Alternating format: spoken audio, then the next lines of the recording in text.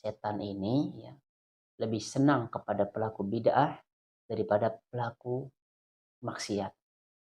Sebab pelaku maksiat ini lebih cepat dia tobatnya, lebih gampang dia sadarnya daripada pelaku bid'ah. Sebab apa? Pelaku bid'ah ini meyakini bahwa itu yang terbaik. Pelaku bid'ah ini pasti meyakini itu adalah baik. Makanya karena dia sudah yakini sehingga dia terus-terus melakukan perkara bid'ah tersebut. Sedangkan pelaku maksiat, misalkan dia berzina, mencuri, pelaku riba, dan yang lainnya. Orang-orang seperti ini lebih cepat bertobat daripada orang yang sudah meyakini padahal perkara itu bid'ah, yang dia katakan ini bukan bid'ah, ini ajaran Nabi katanya. Padahal menyelisihi sunnah Nabi Shallallahu Alaihi Wasallam. Ini yang berbahaya. Ini termasuk orang yang terkena perangkap daripada iblis tersebut. Diriwayatkan dari Abu Sufyan, dia berkata, wahai Abu Yusuf, jika kau mendengar di belahan timur ada seorang laki-laki ahlus sunnah, maka kirimkanlah salam kepadanya.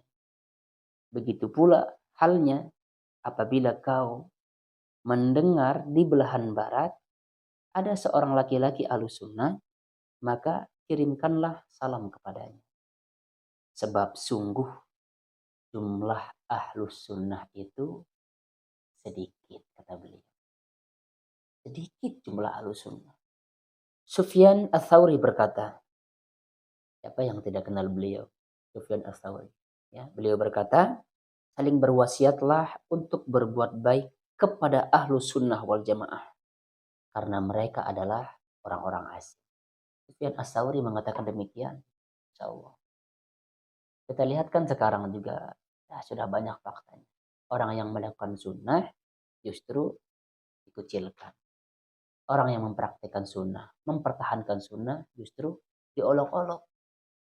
Orang yang menyuarakan sunnah, menjelaskan sunnah, justru apa?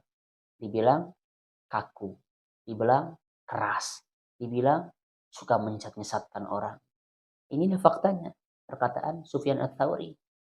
Assalamualaikum warahmatullahi wabarakatuh. Alhamdulillah wassalatu wassalamu ala Rasulillah. Saudaraku yang dirahmati Allah Subhanahu wa taala.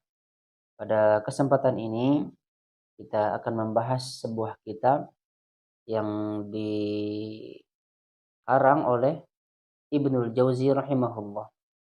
Kitab ini alhamdulillah sangat luar biasa. Di mana kitab ini membahas tentang tipu muslihat dan perangkat iblis dalam menjerumuskan manusia ke jurang kehancuran. Judul kitab ini yaitu Talbis Iblis.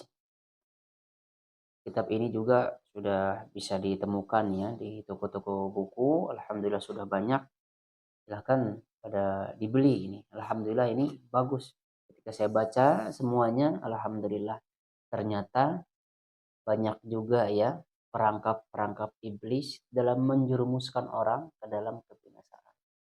Termasuk perangkap iblis itu ketika menjerumuskan manusia ke dalam kehancuran tersebut melalui ibadah. Insya Allah kita akan bahas ya setiap bab dalam kitab ini. Bab yang pertama kita akan membahas tentang perintah berpegang teguh pada sunnah dan tetap berada dalam jamaah. Dari Ibnu Umar radhiyallahu anhuma bahwa Umar bin Khattab radhiyallahu anhu pernah berkhutbah di Jabiyah. Kemudian dia pun mengatakan, Rasulullah Shallallahu Alaihi Wasallam suatu saat pernah berdiri di hadapan kami. Kemudian beliau bersabda, Man arada minkum buhbuhatal jannah falyalzamil jama'ah fa inna syaitana ma'al wahid wa huwa minal itsnaini ab'ad. Barang siapa ingin mendapat tempat yang terbaik di surga, hendaklah dia tetap bersama jamaah. Karena setan akan bersama satu orang dan ia lebih jauh dari dua orang. Betul sekali ya. Coba kita renungkan. Kalau kita berada dalam kesendirian, kita kalau sendiri, apa kira-kira yang kita lakukan? Apakah kita leluasa melakukan kemaksiatan ataukah tidak? Dan kita bandingkan ketika kita jumlahnya lebih dari 1 orang, 3 orang, bahkan lebih daripada itu. Kita malu untuk melakukan kemaksiatan. Bisa jadi kita berpura-pura menjadi orang baik, pura-pura seakan-akan kita ini orang alim dan lain-lainnya. Tapi coba kita, kalau kita sendiri di dalam kamar, di mana tidak ada seorang pun kecuali Allah yang melihat kita, kalau orang yang lalai, bisa jadi dia bebas melakukan kemaksiatan. Contoh saja sekarang di zaman ini, ada gadget, ada handphone, ya. Gampang bagi kita bisa melihat sesuatu ya yang kita malu melihatnya kalau jumlah kita lebih dari 1, 2, atau 3 orang. Tapi kalau dikala kita sendiri, bisa jadi kita terjerumus dalam kemaksiatan. Yang kita tonton bisa jadi hal-hal kemaksiatan. Tapi jumlah kita kalau misalkan banyak kita berkumpul, kita akan malu melakukan kemaksiatan tersebut. Ini termasuk perangkap daripada iblis. Lalu kemudian dari Ibnu Mas'ud radhiyallahu anhu, dia berkata, khatta Rasulullah sallallahu alaihi wasallam khattam biyadi thumma qala hadha sabilullah mustaqima. Qala thumma khatta an yaminihi wa shimalihi thumma qala hadhihi subul laisa minha sabilun illa alaihi syaitanu yad'u ilaihi. Thumma qara'a wa anna hadha sirati mustaqima fattabi'uhu wa la tattabi'us subul.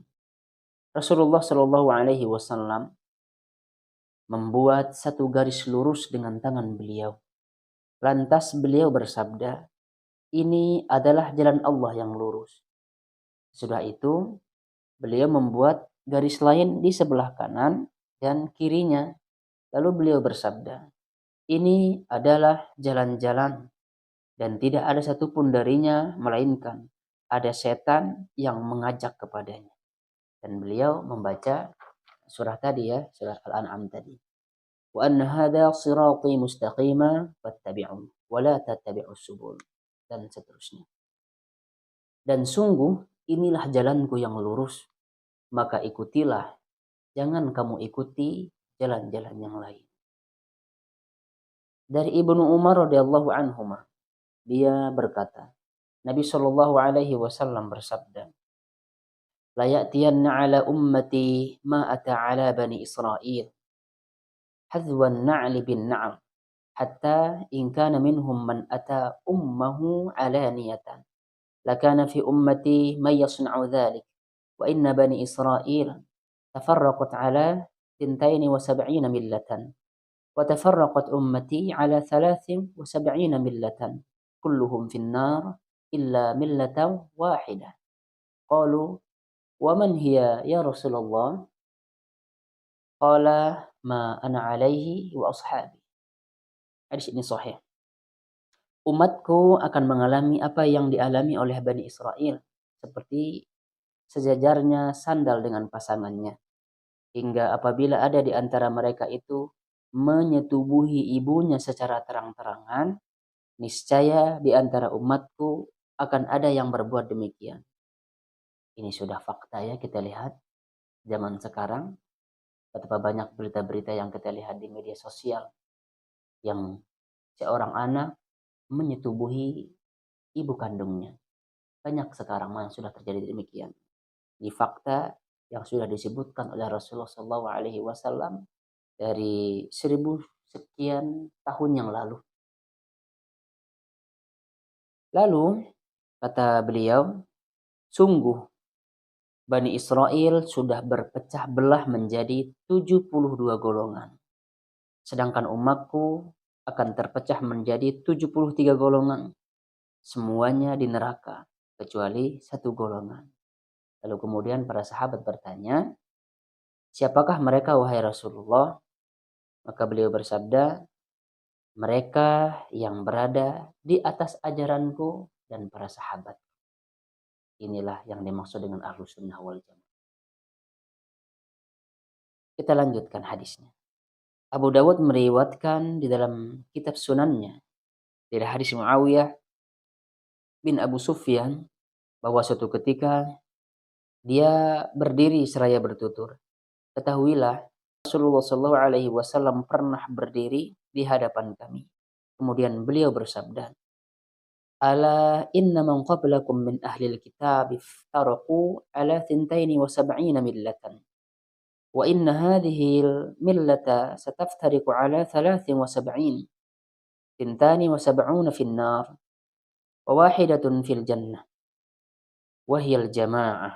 Wa innahu sayakhruju min ummati aqwamun tajara bihim tilkal ahwa kama yatajaral kalbu bisahibi.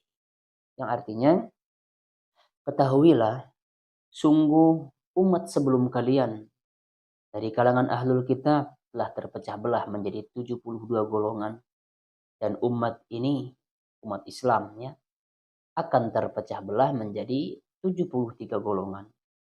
72 golongan di neraka, sedangkan satu golongan di surga, yaitu al-jamaah. Dan sungguh akan keluar dari umatku segolongan manusia yang hawa nafsunya sudah merasuki diri mereka seperti penyakit anjing gila merasuki pengidapnya. Masya Allah. Saudaraku yang dirahmati Allah Subhanahu wa Ta'ala. Dalam hadis ini, tentunya semua kelompok akan mengatakan dirinya Ahlus Sunnah wal Jamaah. Semua ya mengatakan dirinya Ahlus Sunnah wal Jamaah. Baik kelompok itu mulai kelompok yang terbesar dan sampai ke bawah yang terkecil. Mereka semua akan mengaku dirinya bahwa Ahlus Sunnah wal Jamaah. Tetapi kita jangan tertipu dengan jumlah yang banyak. Kita jangan tertipu dengan banyaknya orang yang mengatakan dirinya Ahlus Sunnah wal Jamaah. Akan tetapi lihatlah di sini bagaimana Rasulullah SAW memberikan kita isyarat siapakah Ahlus Sunnah wal Jamaah tersebut, yaitu orang-orang yang mengikuti ajaran Nabi SAW dan bagaimana ajaran para sahabat, yang artinya mengikuti sunnah Rasul dan sunnahnya para sahabat, pemahaman para sahabat. Oleh karena itu, seorang muslim yang baik adalah orang-orang yang mengikuti sunnah Rasulullah SAW. Mereka beragama sesuai dengan pemahaman para sahabat, pemahaman para tabi'in, para tabi'ut tabi'in, menghindari dirinya dari perbuatan-perbuatan yang bid'ah. Abdullah berkata, lebih baik orang itu sederhana melakukan sunnah daripada dia bersungguh-sungguh melakukan perkara bid'ah. Nah, perkara bid'ah ini ya, terkadang setan itu Masya Allah, dia gencarnya luar biasa untuk membisikkan subhat-subhat ke telinga-telinga kaum muslimin. Sehingga setan ini ya lebih senang kepada pelaku bid'ah daripada pelaku maksiat. Sebab pelaku maksiat ini lebih cepat dia tobatnya, lebih gampang dia sadarnya daripada pelaku bid'ah. Sebab apa? Pelaku bid'ah ini meyakini bahwa itu yang terbaik. Pelaku bid'ah ini pasti meyakini itu adalah baik. Makanya karena dia sudah yakini, sehingga dia terus-terus melakukan perkara bid'ah tersebut. Sedangkan pelaku maksiat, misalkan dia berzina, mencuri, pelaku riba, dan yang lainnya. Orang-orang seperti ini lebih cepat bertobat daripada orang yang sudah meyakini padahal perkara itu bid'ah, yang dia katakan ini bukan bid'ah, ini ajaran Nabi katanya, padahal menyelisihi sunnah Nabi Shallallahu Alaihi Wasallam. Ini yang berbahaya. Ini termasuk orang yang terkena perangkap daripada iblis tersebut. Dari Ubay bin Ka'ab, dia berkata, berpeganglah pada jalan yang lurus dan as-sunnah. Karena seorang hamba yang berada di atas jalan lurus dan sunnah itu mengingat Allah yang Maha Pengasih. Lalu kedua matanya menangis karena takut kepada Allah. Sungguh dia tidak akan disentuh oleh api neraka. Dan sungguh, kata beliau, sederhana di jalan yang lurus dan sunnah jelas lebih baik daripada bersungguh-sungguh dalam menyelisihi keduanya. Itu dia ya, Masya Allah, luar biasa.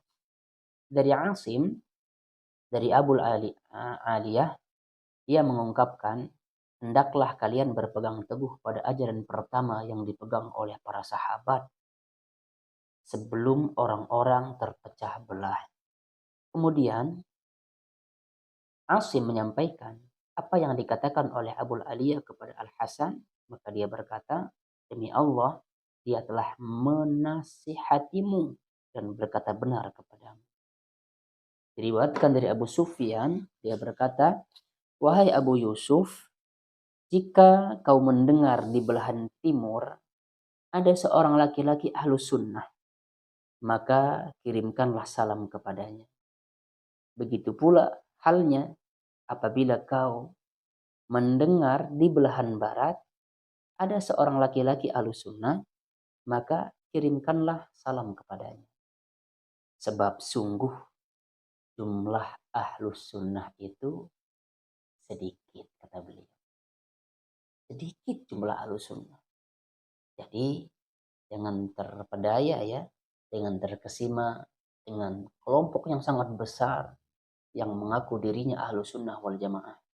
Seperti yang tadi yang saya katakan ya, semua kelompok mengaku dirinya bahwa mereka ini adalah ahlus sunnah wal jamaah. Tapi ingat, kita harus lihat bagaimana pemahaman mereka. Kalau yang dia sampaikan, kalau yang dia praktekkan itu sesuai dengan sunnah, sesuai dengan pemahaman para sahabat, tabi'in, tabi'ut tabi'in, insya Allah dia termasuk ahlus sunnah wal jamaah. Walaupun dia hanya seorang, dia tetap ahlus sunnah wal jamaah. Bukan, barometernya itu bukan jumlah yang banyak. Barometernya bukan jumlah kelompok yang sangat besar, bukan. Tetapi barometernya adalah berpegang teguh kepada sunnah, mengikuti sunnah, dan pemahaman para sahabat dalam mengajarkan agama ini. Kita lanjut. Sufyan Ats-Tsauri berkata, siapa yang tidak kenal beliau? Sufyan Ats-Tsauri. Ya, beliau berkata, saling berwasiatlah untuk berbuat baik kepada ahlu sunnah wal jamaah. Karena mereka adalah orang-orang asing. Sufyan Ats-Tsauri mengatakan demikian. Insyaallah. Kita lihat kan sekarang juga sudah banyak faktanya. Orang yang melakukan sunnah justru dikucilkan. Orang yang mempraktikkan sunnah, mempertahankan sunnah justru diolok-olok. Orang yang menyuarakan sunnah, menjelaskan sunnah, justru apa? Dibilang kaku, dibilang keras, dibilang suka menyesat-nyesatkan orang. Ini faktanya, perkataan Sufyan Ats-Tsauri. Sesungguhnya Ahlussunnah wal Jamaah itu adalah orang-orang asing. Begitu juga dengan perkataan Yunus bin Abul A'la bertutur ya. Dia mendengar Imam Asy-Syafi'i. Aku mendengar Asy-Syafi'i berkata, jika aku melihat laki-laki ahli hadis, maka seakan-akan aku melihat sahabat Nabi Shallallahu Alaihi Wasallam. Luar biasa. Apalagi Imam Syafi'i ya. Imam Syafi'i adalah orang yang terkenal dengan sebutan Nasirul Hadis. Dari Al-Junaid dia berkata, semua jalan tertutup bagi manusia kecuali bagi orang yang meniti jejak Rasulullah Shallallahu Alaihi Wasallam, mengikuti sunnah dan dia menetapi ajaran beliau. Karena semua pintu kebaikan terbuka baginya. Allah Subhanahu wa taala berfirman, laqad kana lakum fi Rasulillahi uswatun hasanah. Itulah dia saudaraku yang dirahmati Allah Subhanahu wa taala pada bab yang ke-1 ini. Mudah-mudahan ada manfaatnya. Apabila ada kata-kata saya yang salah dan tidak berkenan di hati saudaraku semua, itu adalah murni dari saya pribadi. Yang benarnya datang dari Allah, yang salahnya dari saya pribadi. Subhanakallahumma bihamdika Asyhadu an la ilaha illa anta astaghfiruka wa atubu ilaik. Assalamualaikum warahmatullahi wabarakatuh.